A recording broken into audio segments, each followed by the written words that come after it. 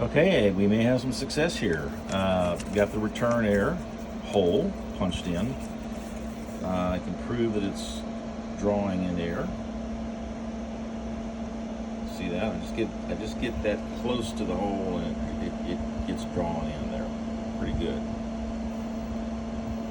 So there.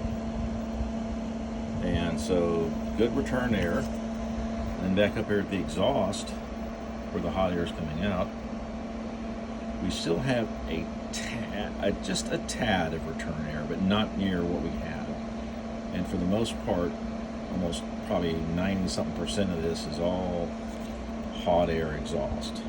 So that is great. I think we have a success on this project. That is super. So we have return cool air coming in from the outside and right over the top of those funnels, being sucked in and out the exhaust. That should do it.